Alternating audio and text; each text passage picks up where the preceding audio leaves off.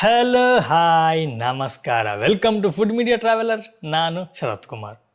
ಸ್ನೇಹಿತರೆ, ಇತ್ತೀಚಿನ ದಿನಗಳಲ್ಲಿ ಸೋಷಿಯಲ್ ಮೀಡಿಯಾದಲ್ಲಿ ತುಂಬಾ ವೈರಲ್ ಆಗ್ತಿರೋ ಒಂದು ರೆಸಿಪಿ ಇದೆ.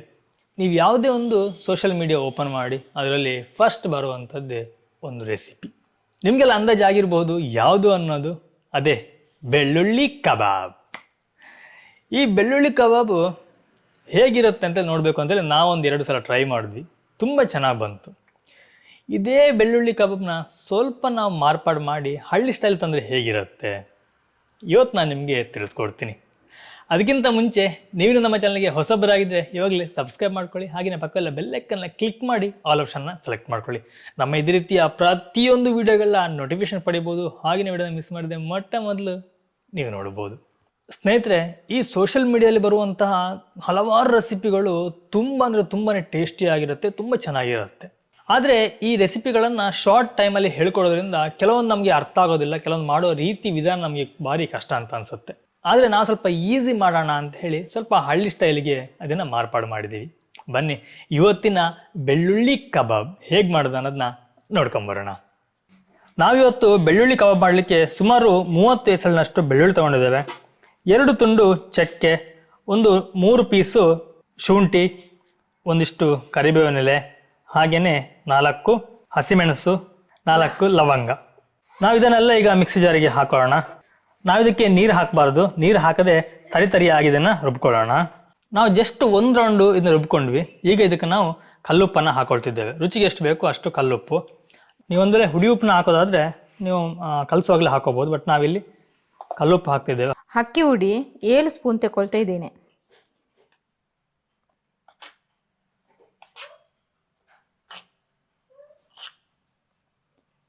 ಒಂದು ಸ್ಪೂನಷ್ಟು ಕಡಲೆ ಹುಡಿ ತಗೊಂಡಿದ್ದೇವೆ.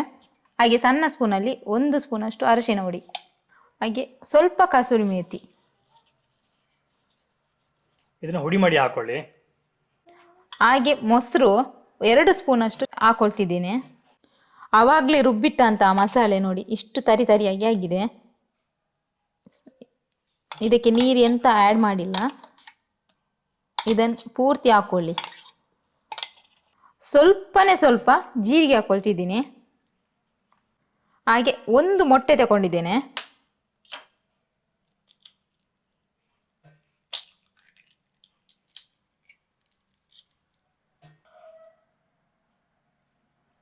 ಇದನ್ನೀಗ ಚೆನ್ನಾಗಿ ಮಿಕ್ಸ್ ಮಾಡ್ಕೊಳ್ಳಿ.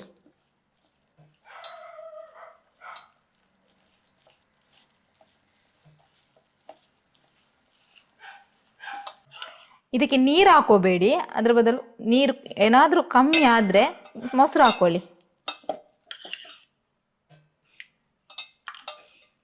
ನಾವು ಈವರೆಗೆ ಸುಮಾರು 4 ಸ್ಪೂನ್ ಅಷ್ಟು ತಗೊಂಡಿದ್ದೇವೆ.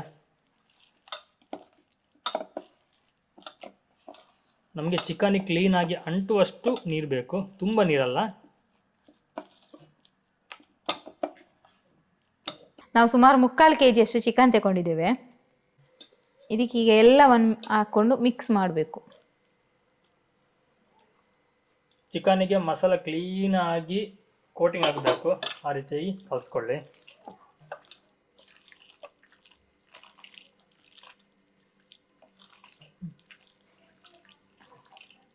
ಉಪ್ಪು ಆವಾಗಲೇ ನೋಡಿಕೊಂಡು ಆಗದಿದ್ದರೆ ಪುನಃ ಸ್ವಲ್ಪ ಹಾಕ್ಕೊಳ್ಳಿ. ಚೆನ್ನಾಗಿ ಮಿಕ್ಸ್ ಮಾಡಿದ ಮೇಲೆ ಮುಚ್ಚಿಟ್ಟು 1 ಗಂಟೆ ಬಿಟ್ಟು ಫ್ರೈ ಮಾಡೋಣ. ಸ್ನೇಹಿತರೆ, ನಮ್ಮ ವಿಡಿಯೋಗಳನ್ನು ನೀವು ರೆಗ್ಯುಲರ್ ಆಗಿ ನೋಡ್ತಾ ಇದ್ದರೆ ನಿಮಗೆ ಕೆಲವೊಂದು ಇನ್ಫಾರ್ಮೇಷನ್ಗಳು ಗೊತ್ತಿರುತ್ತೆ. ಅದರಲ್ಲಿ ಒಂದು ನಾವು ಮಾಡುವಂತಹ hand made, home made, chemical free soap. ಹಲವಾರು ಗಿಡಮೂಲಿಕೆಗಳನ್ನು ಉಪಯೋಗ ಮಾಡಿಕೊಂಡು ಒಂದು ಒಳ್ಳೆಯ ಕ್ವಾಲಿಟಿಯ ಯಾವುದೇ ರಾಸಾಯನಿಕವನ್ನು ಹಾಕದೆ ನ್ಯಾಚುರಲ್ ಆಗಿ ನಾವು ಒಂದು ಸೋಪ್ ರೆಡಿ ಮಾಡಬೇಕು ಅಂದರೆ ಸುಮಾರು 45 ದಿನಗಳ ಕಾಲ ನೈಸರ್ಗಿಕವಾದಂತಹ ವೇಯಲ್ಲಿ ಮಾಡ್ತೀವಿ. ಇದು ನಮ್ಮ ತ್ವಚೆಯ, ನಮ್ಮ ಚರ್ಮದ ಹಲವಾರು ಸಮಸ್ಯೆಗಳಿಗೆ ಪರಿಹಾರವಾಗುತ್ತೆ. ಇಷ್ಟು ದಿನ ನಾವು ಈ ಸೋಪನ್ನು ವಾಟ್ಸಪ್ ಮುಖಾಂತರನೇ ಸೇಲ್ ಮಾಡ್ತಾ ಇದ್ವಿ. ಆದರೆ ಎಲ್ಲರಿಗೂ ಸ್ವಲ್ಪ ಅನುಕೂಲ ಆಗಲಿ ಅಂತ ಹೇಳಿ ನಮ್ಮದೊಂದು ಸಣ್ಣ ವೆಬ್ಸೈಟ್ನ ನಿಮಗೆ ಪರಿಚಯ ಮಾಡ್ತಾ ಇದ್ದೀನಿ. ನಿಮಗೆ ನಮ್ಮ ಉತ್ಪನ್ನಗಳನ್ನು ಖರೀದಿಸಲಿಕ್ಕೆ ಸ್ವಲ್ಪ ಈಸಿ ಆಗಲಿ ಅನ್ನೋಕ್ಕೋಸ್ಕರ www.amrutabhalli.com ಅನ್ನೋ ಒಂದು ವೆಬ್ಸೈಟ್ನ ನಿಮ್ಮ ಮುಂದೆ ತರ್ತಾ ಇದ್ದೀವಿ. ಇದರಲ್ಲಿ ನಮ್ಮ ಯಾವುದೇ ಉತ್ಪನ್ನವನ್ನು ಸಹ ನೀವು ಖರೀದಿಸಬಹುದು. ಒಮ್ಮೆ ಭೇಟಿ ನೀಡಿ ಚೆಕ್ಔಟ್ ಮಾಡಿ, ನಿಮಗೆ ಇಷ್ಟ ಆದರೆ ಆರ್ಡರ್ನ ಪ್ಲೇಸ್ ಮಾಡಿ. 1 hour later. ಸ್ನೇಹಿತರೆ ನೋಡಿ, ಈಗ ನಾವು 1 ಗಂಟೆ ನೆನೆಸಿಟ್ಟಿದ್ವಿ. 1 ಗಂಟೆ ಆದ ನಂತರ ಕ್ಲೀನಾಗಿ ಮಸಾಲೆ ಹೀರಿರ್ಬೋದು. ಈಗ ನಾವೊಂದು ಗ್ಯಾಸ್ ಸ್ಟವಲ್ಲಿ ಒಂದು ಬಾಣಲೆಯಲ್ಲಿ ಎಣ್ಣೆ ಹಾಕಿಟ್ಟಿದ್ದೇವೆ. ಎಣ್ಣೆ ಸ್ವಲ್ಪ ಕಾದ ನಂತರ ಈ ಕಬಾಬನ್ನ ಅದಕ್ಕೆ ಬಿಡೋಣ. ಬೆಳ್ಳುಳ್ಳಿ ಕಬಾಬ್. ಸ್ನೇಹಿತರೆ, ಈ ರೀತಿಯಾಗಿ ನಾವು ನೋಡಿದಾಗ ಎಣ್ಣೆ ಕಾದಿದಿಲ್ಲ ಅನ್ನೋದು ಗೊತ್ತಾಗುತ್ತೆ. ಎಣ್ಣೆ ಕಾದಿದೆಯಾ? ಕಾದಿದೆ. ಓಕೆ. ಈಗ ನಾವು ಕಲಸಿಟ್ಟಂತಹ ಕಬಾಬ್ನ ಬಿಡೋಣ, ಬೆಳ್ಳುಳ್ಳಿ ಕಬಾಬ್ನ. ಇನ್ನೊಮ್ಮೆ ಸ್ವಲ್ಪ ಕಲಿಸ್ಕೊಳ್ಳೋಣ, ಯಾಕಂದರೆ ಸ್ವಲ್ಪ ನೀರು ಬಿಟ್ಟಿರುತ್ತೆ. ಈ ರೀತಿ ಕಲಸೋದ್ರಿಂದ ಆ ನೀರೆಲ್ಲ ಕ್ಲೀನಾಗಿ ಮಿಕ್ಸ್ ಆಗುತ್ತೆ. ಓಕೆ, ಈಗ ರೆಡಿ ಆಯಿತು. ಇನ್ನು ನಾವು ಎಣ್ಣೆಗೆ ಕಬಾಬನ್ನು ಬಿಡ್ಬೋದು. ನೋಡಿ, ನಿಜವಾಗ್ಲೂ ಅದು ಆ ಮಸಾಲ ಸ್ಮೆಲ್ ತುಂಬ ಚೆನ್ನಾಗಿದೆ. ಆ ಬೆಳ್ಳುಳ್ಳಿಯ ಘಮ ಎಲ್ಲ ತುಂಬ ಚೆನ್ನಾಗಿದೆ. ಈ ಎಣ್ಣೆ ಪಾರ್ಟಿ ಮಾಡೋರಿಗೆ ಒಂದು ಒಳ್ಳೆ ಕಬಾಬ್ ಇದು ಅಲ್ಲ. ಈಗ ಇದನ್ನ ಒಮ್ಮೆ ತಿರುಗಿಸಿ ಹಾಕುವ, ಯಾಕಂದ್ರೆ ಬಣ್ಣದಲ್ಲಿ ನಾವು ಎಣ್ಣೆ ಇಟ್ಟು ಸ್ವಲ್ಪ ಅಲ್ವಾ, ಹಾಗಾಗಿ ತಿರುಗಿಸಿ ಹಾಕಿ ಇನ್ನೊಂದು ಕಡೆ ಸಹ ಚೆನ್ನಾಗಿ ಬೇಯಿಸ್ಕೊಳ್ಳೋಣ. ನೋಡಿ, ಕಬಾಬು ಬೆಂದಿದೆ. ತುಂಬ ಗರಿಯಾದಂಥ ಕಬಾಬ್ ರೆಡಿ ಆಯಿತು. ನೋಡಿ ಎಷ್ಟು ಚೆನ್ನಾಗಿದೆ. ಇನ್ನು ಟೇಸ್ಟ್ ನೋಡಬೇಕು ಹೇಗಿದೆ ಅಂಥೇಳಿ. ತುಂಬ ಚೆನ್ನಾಗಿರುತ್ತೆ. ಆಲ್ರೆಡಿ ನಾವು ಮಾಡಿದ್ದೀವಿ ಒಮ್ಮೆ ಟ್ರಯಲ್. ಈಗ ಮಾಡ್ತಿರೋದು 2ನೇ ಸಲ 3ನೇ ಸಲ ನಾವು ಮಾಡ್ತಿರೋದು.